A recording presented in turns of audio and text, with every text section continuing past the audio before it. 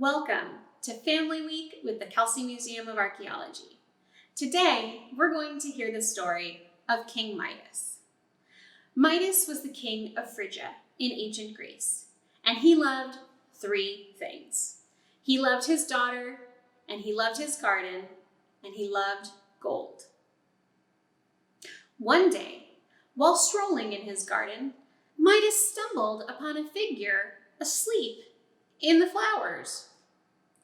It was a satyr who had obviously had a little too much to drink and was in a bit of a mess. Midas recognized this satyr as Silenus, the adoptive father and teacher of the god Dionysus. Midas took the satyr into his house, fed him, bathed him, and tucked him in for a good night's sleep. In the morning, when Silenus woke up, he felt so much better, and he decided to stay with Midas and his family for 10 days. He entertained them with songs and stories of the god Dionysus. On the 11th day, Midas himself took Silenus back to Dionysus all the way to Lydia. Dionysus was so happy with Midas that he had treated his teacher and adoptive father with such respect and hospitality that he decided to grant Midas a single wish. Midas thought and thought. He didn't want anything for his daughter. He already got her everything that she could ever want.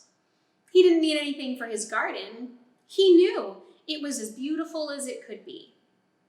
But, he thought, I guess I could always use some more gold. And so he wished that everything that he touched would turn to gold. And of course, Dionysus granted his wish. When Midas returned home, he wanted to test out his new power.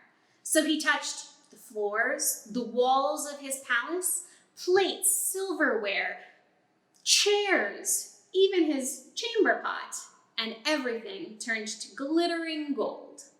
Now, running around your house, turning everything into gold, that's some pretty hungry work.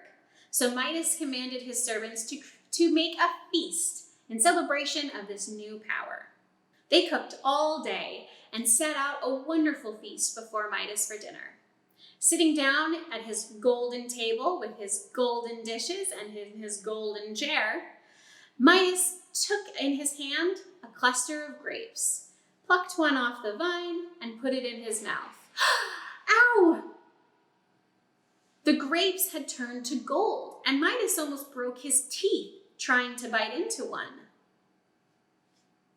Midas picked up a loaf of bread, and before he could reach his mouth, that too had turned to gold. He even tried to rip into a piece of meat with just his teeth, but that too turned to gold in his mouth. More hungry than he had ever been in his life, Midas went to his bedroom to cry and lie down for a little while.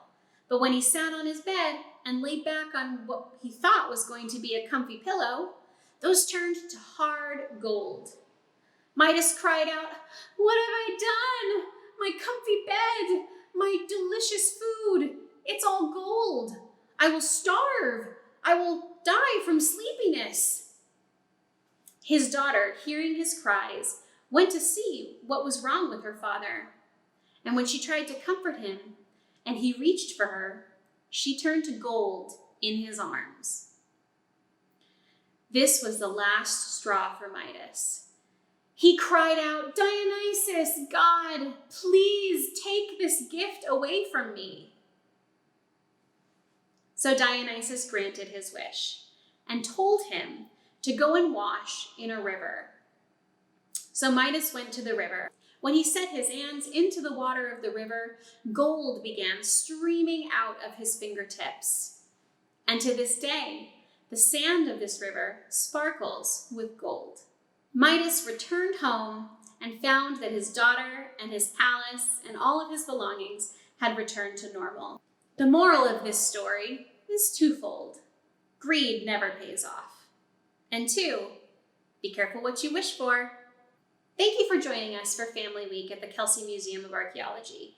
We hope you enjoyed this story of King Midas and the Golden Touch.